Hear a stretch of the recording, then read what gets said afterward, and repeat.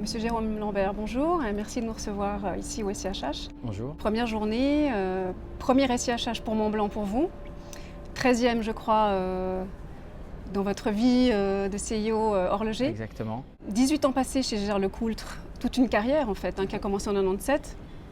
Comment on fait? Comment s'est passée l'adaptation finalement à Hambourg après ces 18 ans passés chez Gérard Lecoultre? Effectivement, un grand ancrage, des grandes relations avec une équipe aussi, parce que quand on a été CEO pendant plus de 10 ans d'une maison, on construit une équipe, on construit des liens avec cette équipe-là, et passer à une étape suivante veut dire forcément quitter cette équipe-là. Et c'est vrai qu'il y a une dimension humaine parfois on sous-estime même quand on passe d'une maison à une autre. Oui. Donc il a fallu recréer des liens, retrouver des nouveaux référents à Hambourg.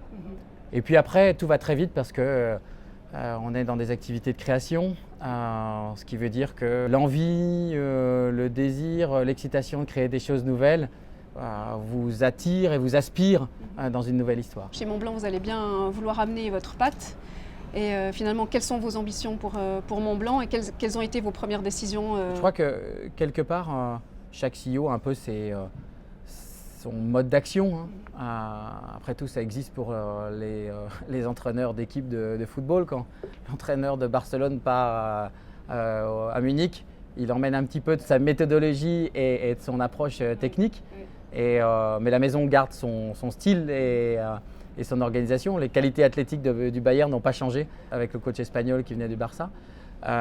Et quelque part, chez Gégère, j'ai beaucoup porté d'attention aux produits.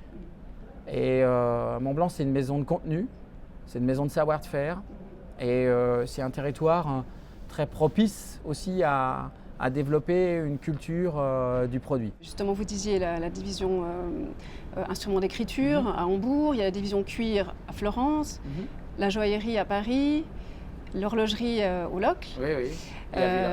Voilà. Et c'est un peu nouveau pour vous tout ça, donc expliquez-moi un peu comment finalement vous arrivez à conjuguer toutes ces divisions et sur lesquelles vous allez appuyer. Derrière chacune des activités principales, Mont-Blanc a une manufacture, a une vraie capacité de développement et de réalisation. Ce qui fait que les trois activités principales sur lesquelles on va se focaliser sont bien sûr l'écriture, l'horlogerie et le cuir, qui sont de toute façon les activités pivots de la maison. L'horlogerie est en passe de finalement presque dépasser les instruments d'écriture en termes de chiffres. Non, la croissance a été beaucoup plus rapide dans l'horlogerie au cours de la dernière décennie et au cours des 5 dernières années. Oui. Mais l'activité d'écriture reste l'activité principale, reste l'activité la plus importante. C'est l'activité fondatrice de la maison.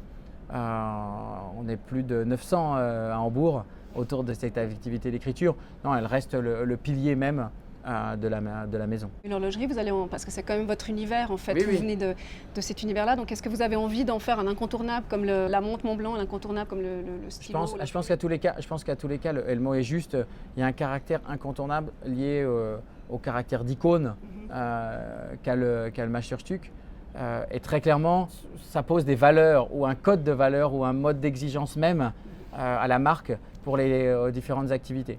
Dans le cuir, on a déjà une signature autour de nos cuirs noirs, du type de cuir qui est déjà très marqué. En horlogerie, c'est déjà pas si mal si on regarde ce qui a été fait avec Riosec par exemple, avec des codes très présents, avec la Time Walker. Puis cette année, avec la ligne héritage, on renforce encore cette sophistication, cette horlogerie finalement. Présence, oui. Les investissements de Mont-Blanc en horlogerie ont été très importants au cours des 20 dernières années. Des investissements financiers, mais des investissements dans les hommes, dans l'expertise, dans l'inventivité et la créativité. On veut encore plus que les codes esthétiques de Mont-Blanc, de précision dans le design, de sophistication, d'élégance, de pureté, s'affirment à travers les produits qu'on va présenter. Et la ligne héritage s'inscrit dans cette logique de pureté, de sophistication. Je regarde une pièce comme la pulsographe par exemple.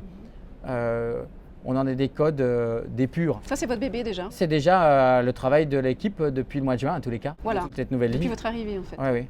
Et ça montre à quel point c'est une chance pour Mont-Blanc d'avoir ces manufactures au Locle et à Villeray et de pouvoir les faire travailler ensemble.